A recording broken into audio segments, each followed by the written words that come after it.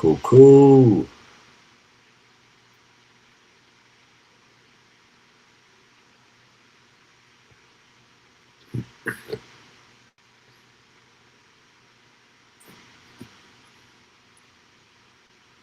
You know what? Fuck it. We just gonna go with it.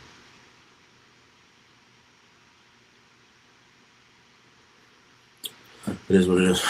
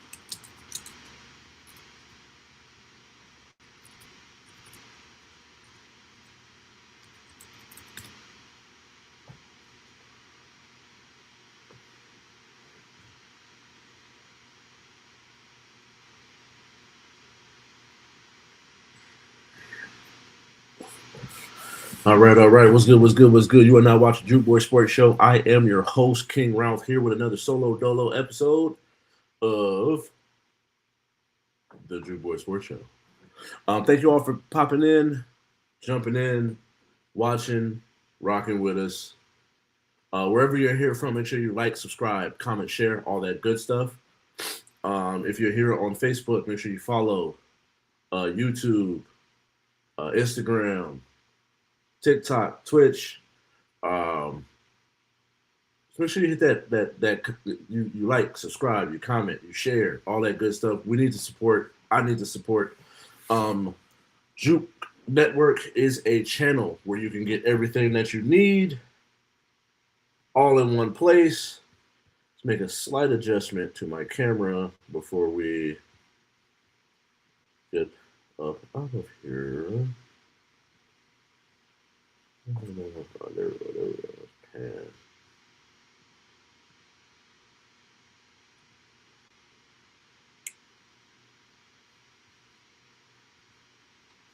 Can we pan? Let's pan.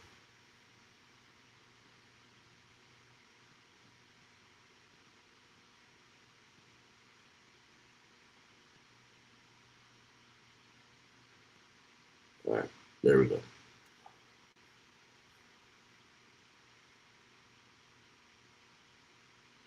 All right, cool. You are now watching Juk Boyz Sports Show. I am your host, Kyng Ralph, here with another solo dolo episode. Thank you all for watching. Make sure you like, subscribe, comment, share, all that good stuff. And stay trippy, man. But we got a good episode coming today. Shout out Venezuela. Before we get started, if you're looking for a clean, jitterless, no crash energy drink, use promo code JUK at w.com on w.com. For 20% off, we're gonna get you right. We forgot to put it at the bottom of the screen. So yeah, right there on the bottom of the screen, make sure you go to the website w.com, dubby.com. Use promo code JUK for 20% off. And then wherever you're here from, like, subscribe, comment, share, all that good stuff. Subscribe at Juk Network. We're trying to get to 130 subscribers by the end of this month. New Juk, or not Juk, but Two Goobs episode coming at the top of next month. And probably going to end up seeing another cannabis review. Starting to get my taste buds back, sense of smell. So I can start doing those more frequently. But like I mentioned before, Venezuela wins the World Baseball Classic 3-2. Getting a strikeout. I think it was Roman Anthony strikes out to end the game. Venezuela wins. USA gets a victory over Dominican Republic. Venezuela beat Japan to get here, or Italy. Yeah, they beat Italy to get here. And yeah, shouts out to them, man. I think that they did their thing. Acuna, they got some big bats over there. Venezuela, DR, Japan. Once we get to this level and you start to get to deeper in these rounds, these teams have players that are high level players in the majors. And so, shout out to Venezuela. Let me look up some stats to see what we got here as far as who stood out today. So Venezuela wins 3-2, like I mentioned.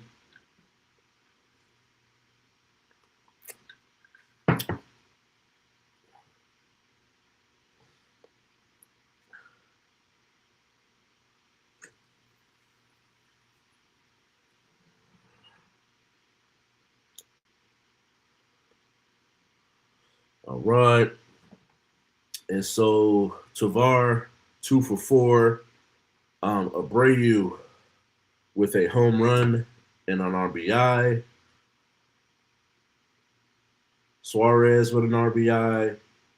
Garcia with an RBI. And in the end, we end up with the loss. They was going crazy. They was going crazy. Energy was high. You can say the least. And so hold up. Let's make sure. Yeah, all right, cool. We got do not disturb is on. I don't want to be disturbed while I'm trying to record. But yeah, so they did win, to say the least, man. So shout out to Venezuela. Did they thing. On to the NBA MVP race. Getting down to into the thick of it. But I think we got about 12 to 15 games left in the season, depending on how many games your team has played or the teams have played.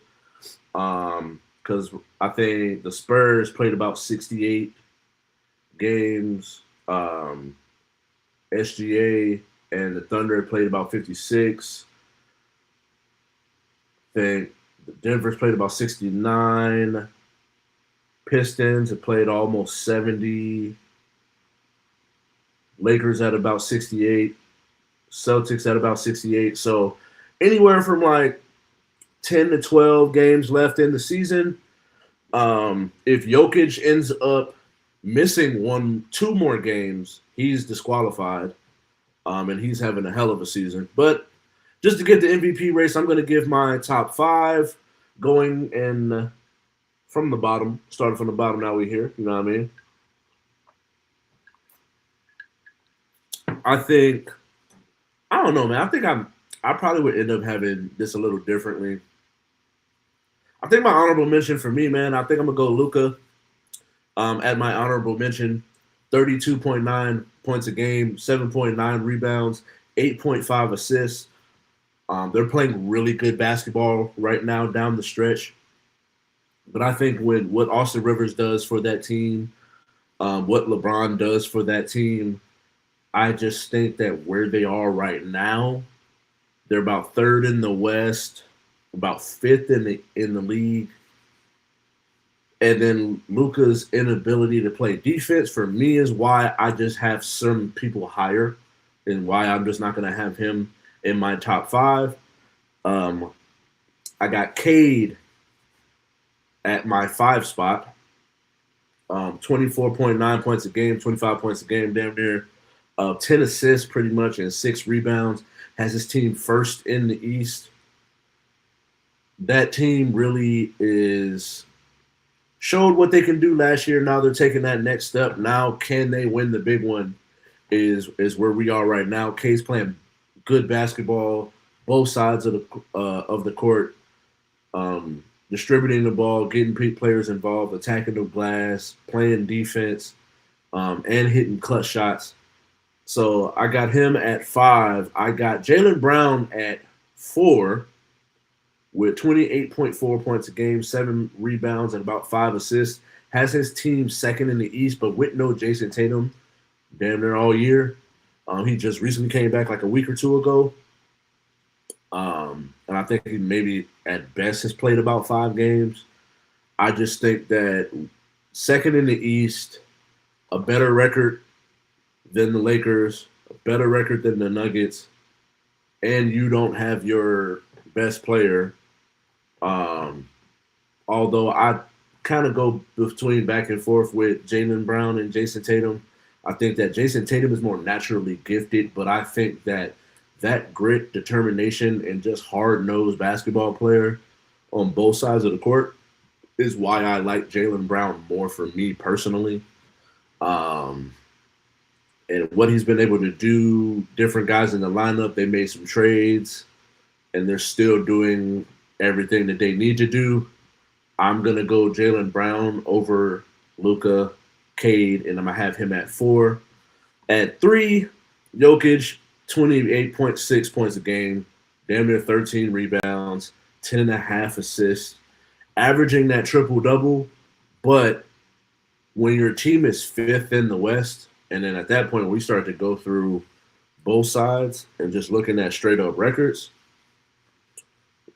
I think Jokic is having a hell of a year, but the team itself has just been so disappointing that although he's balling, it's not necessarily equating to wins in a way that you would like it. I'm gonna go 5th. I'm gonna go 3rd. I'm gonna go Jokic. At 2, I'm gonna go Wemby. 24 points a game, 11 rebounds, 3 blocks. He's showing that competitive spirit. Pretty much interjecting him into the All-Star game changed the way that game was played.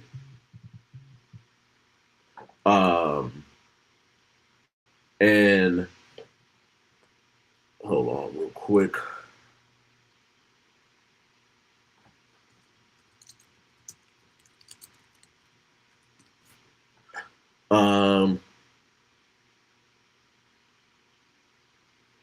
And yeah, changed the way that game was being played, and ultimately has that team playing well. They're a very good, young, quality team. De'Aaron Fox, Stephen Castle, Wemby, and they're playing good, really good basketball, playing at a high level, and so he's going to win Defensive Player of the Year. And how he affects the game on the defensive end at such a high level, he's pretty much an eraser in the paint. But also being able to attack and get you 24 points a game, get you 11 rebounds, because a lot of times people of that size, and when they're more of a finesse player, they don't necessarily, that doesn't translate to the rebounds. And so 3 blocks a game, 1 steal a game as well. I just got him at number 2. And then SGA, man, I just think when he plays in these games, they're just the Thunder are unbeatable. Chet following suit, Jalen Williams, and he's just the leader of the squad. He has to play 12 of the next 14 games to qualify. So barring health, a lot of these things here is like barring health, players, as long as we stay healthy, they'll have an opportunity to put themselves in that hat. But in the end, I expect SGA to go back-to-back, 31.7 points a game, 4.5 rebounds a game, 6.5 assists a game. Like I mentioned, does need to play 12 of the next 14 games in order to be able to qualify for this. But we will see what happens going forward. And so March Madness. I went through a couple different brackets, and I think with this one, I'm not necessarily going to say who I got winning just yet. I think I'm going to use that for a later date, and we'll just probably talk about things that I thought could end up being some sleepers. Hold on, let me pull that up.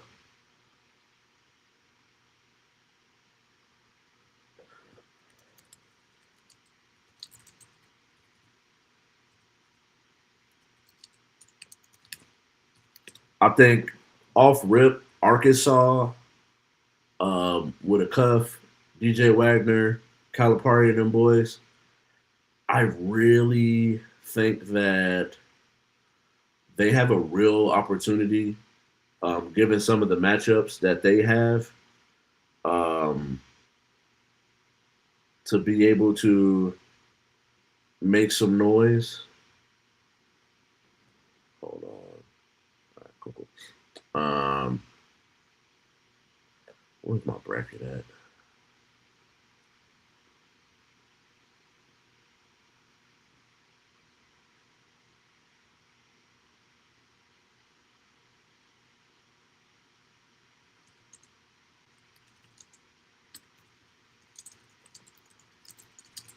Sorry, y'all.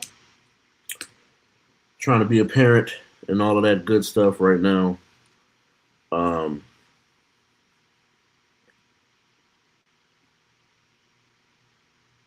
all right, cool.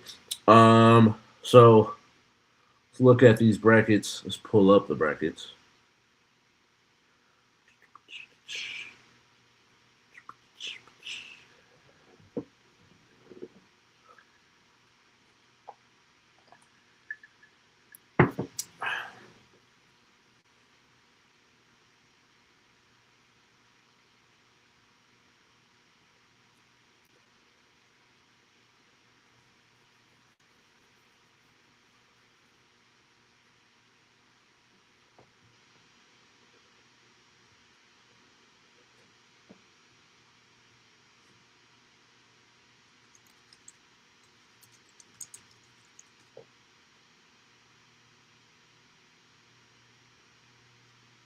Yeah. So off rip, some matchups that I thought would be key ones.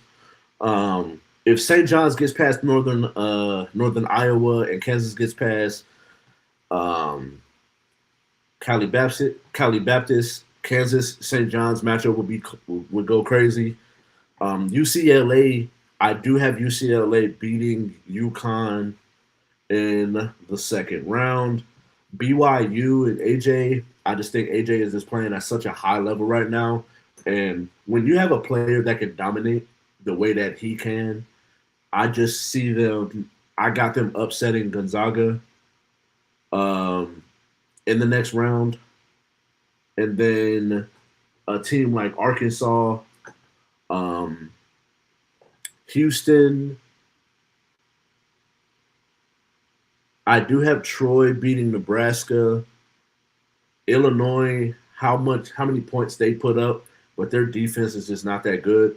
But if they get hot, they can very well. I think in my bracket, I have them beating North Carolina with Caleb's injury, and I do believe I have them eventually losing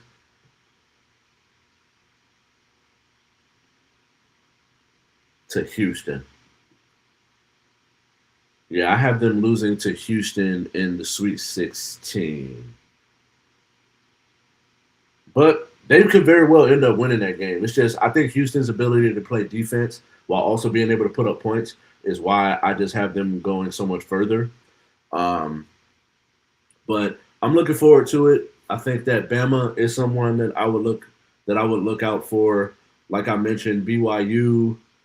Um, I think Kansas is going to beat St. John just because I think Kansas is guard play, and I'm always going to lean who has the better guard play in these tournaments.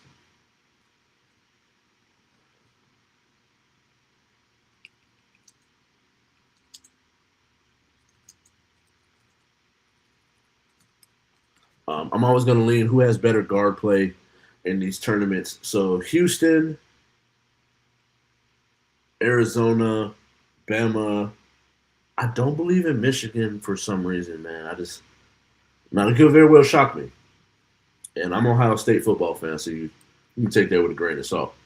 But I'm looking forward to it. At this point, I'm just gonna go. Though I just kind of mentioning teams that I thought you would need to look out for on your bracket. I did a couple different brackets with a couple different outcomes, but for the most part, I definitely got Florida going far. I got Illinois going. going a good distance. I got Houston being being a team that teams need to look out for. Definitely Duke, obviously Kansas, um, with their guard play. Arizona, like I mentioned, BYU and Arkansas are two teams I would look out for in the later rounds. And yeah, this is good. This is a good time of year, y'all. So I did my tight ends, running backs last week. We're doing tight ends tonight. So honorable mention, Joe Royer from Cincinnati. Um, Let me pull up my notes on these players. And so Joe Royer, 6'5", 250. I got him about a fourth round grade right now. Good catch radius, good hands. Not the best point of attack blocker. Struggles with defenders who are, I guess you could say, strong or use power moves when he's blocking. Good run after the catch. So I got him at about a fourth round. I can see there's potential for a tight end one. I probably would end up more so solidifying him as a tight end two. So I have him as my honorable mention.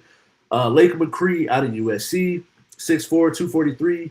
Kind of a do-it-all tight end. I got him as a fourth round grade two. Got him ranked in my number 5 tight end. He does have 2 ACL injuries, one in high school in 2019, one in college in 2023. Good route runner with speed. Good strong tight end with 22 reps at the combine. Can make those tough catches, but given his injury history and inconsistencies in the run game, is why I have him lower than some of these people I'm going to mention. Next up, Oscar Delp. Oops, my bad. Lake McCree is who I have at 5. I went over him without showing his name. And then I got Oscar Delp out of Georgia, tight end, athletic, strong, 6'5", 245. Great athlete. Has speed to beat linebackers and attack the seams. Not as elusive as you would hope with the type of athlete that he is. Leans a little bit too much when he's engaging in blocks. But I think he has the potential to, as long as he develops that technique, gets a little bit more consistent, and can get rid of those bad habits, I could see him being a tight end one. Lake McCree is someone that I could see as a tight end one, possibly tight end two. And then everyone else that I have up here are definitely going to be tight end ones. Next up, Michael Trigg, Baylor, tight end. Pretty much is just a big wideout. 6'5", 240, great hands, run after catch god, 18 missed tackles in the open field, great route runner. Not as good of a blocker, but elite when it comes to being a receiving tight end. Good strong hands, like I mentioned, big receiver essentially, runs routes with fluidness and is able to drop his hips, good feet in and out of his cuts, can catch the high ball. If I was going strictly off of just receiving tight ends, the only person better than him is who I got at number 1. But given what Max Clare is able to do as an all-around tight end, I'm going to go with him out of Ohio State for number 2. I could easily see him going in the first round, honestly, for me personally, depending on positional need. But 73.1% run block wins, 67 contested catch, good hands, great feet in and out of his breaks, has the potential in the run game but lacks consistency. 6'5", 243, started off at Purdue, transferred to Ohio State, and was putting up numbers. And then at number 1, just a athletic, crazy athletic, kind of continuing the trend over the last couple of years. We had the Brock Bowers, we had Kyle Pitts, we had Tyler Warren, Colson Loveland last year.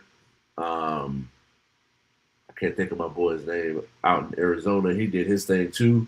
And so now we got Kenyon Sadiq, 6'3", 245, jump ball threat, ran a 4.39 at the combine. Can make you miss in an open field, good run blocker, and was able to put up 26 reps. So given that he's not as tall as some of the other guys, still has a more rounded game coming out of Oregon. I got him as a first-round grade. Max Clare, most likely going to end up going in the second round, if not late first round. Michael Trigg, I could see him going second, if not early third. Oscar Delp at 4, going in the third round. Lake McCree out of USC going in the fourth round at 5. And then my honorable mention is Joe Royer out of Cincinnati. I got him going in the fourth round. And hard truth, man, over the last couple of years, we've been quick to dismiss certain quarterbacks. And I think that we need more patience when developing quarterbacks. I understand that we're in a microwave society. We need wins now. Coaches aren't owners, and decision makers are not giving these coaches a lot of opportunities to be able to develop teams and develop rosters. And I think we're too quick to cast someone as a bust. You got the Sam Darnolds. Look, 7 years later, look at the quarterback he is today.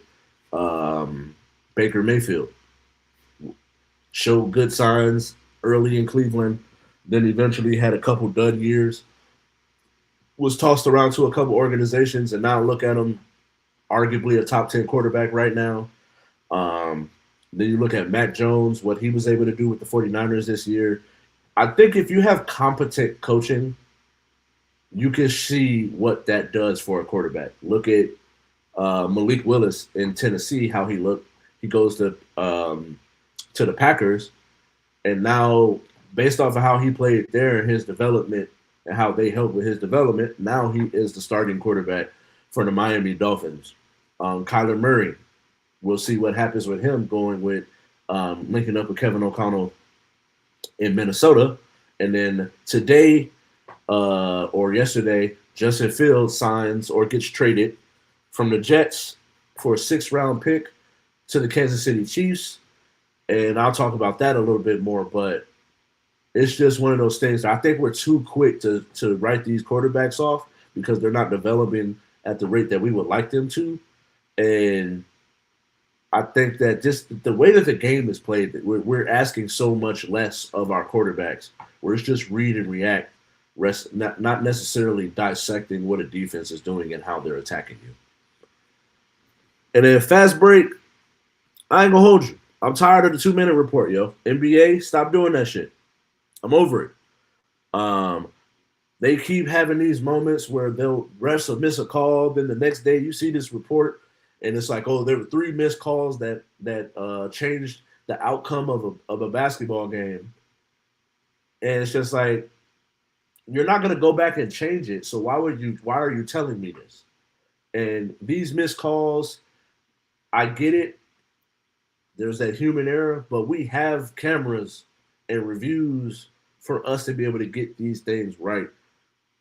I don't want to see the outcome of the game change for you to then later on tell me, oh, yeah, the refs missed this call, and that call. Kind of stupid shit is that?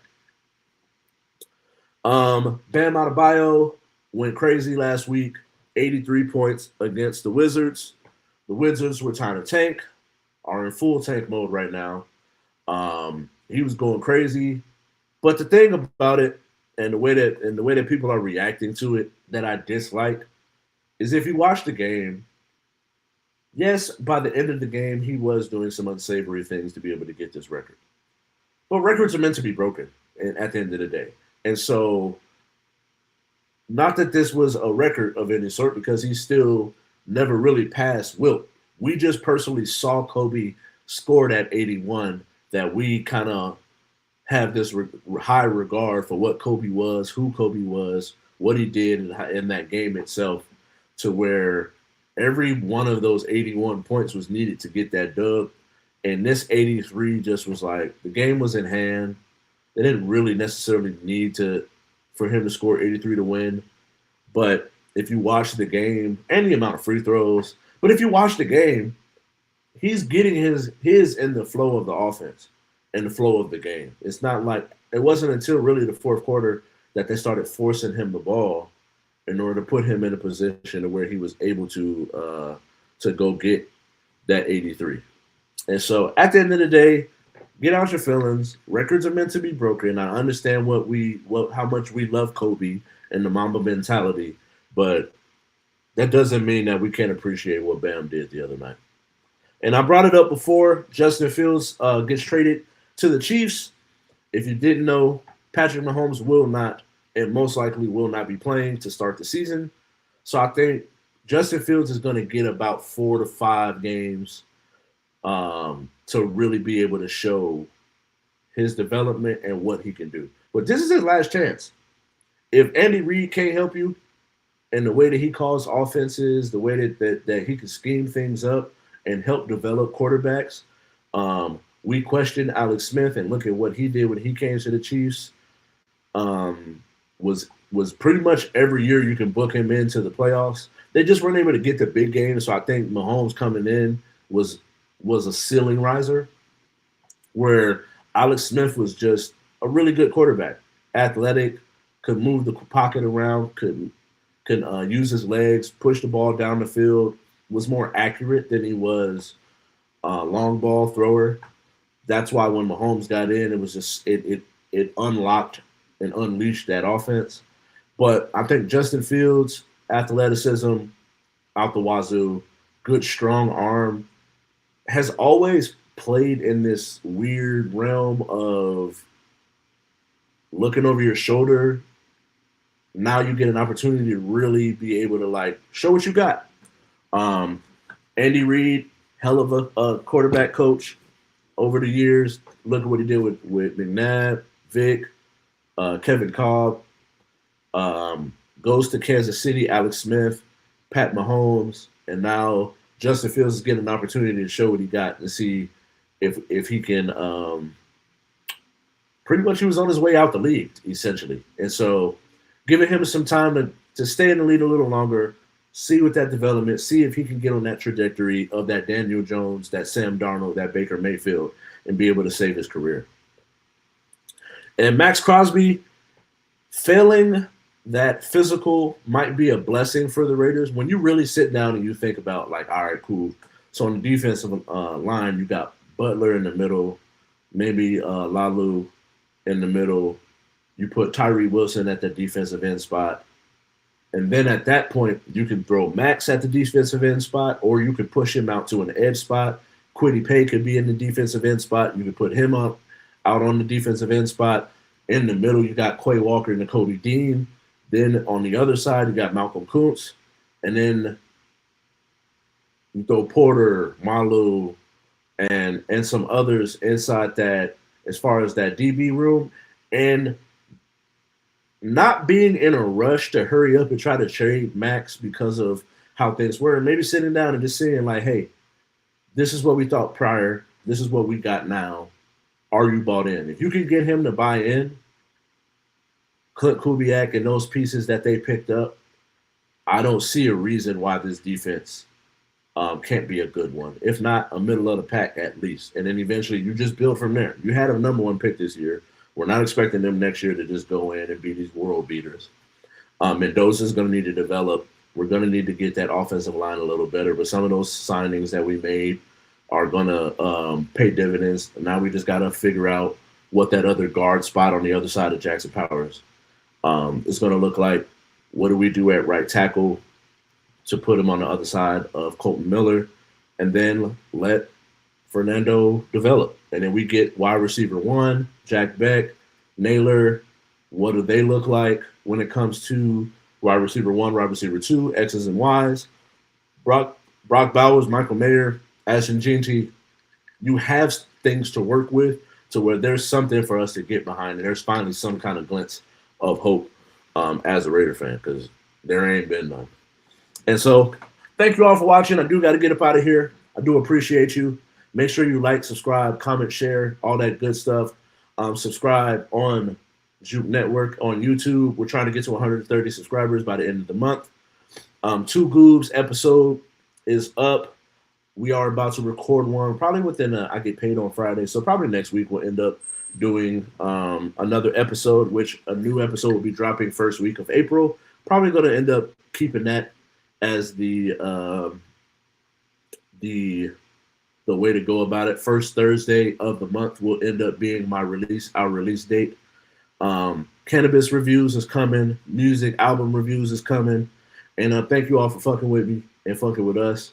I do got to get up out of here. Peace, love, and chicken grease. I'm out.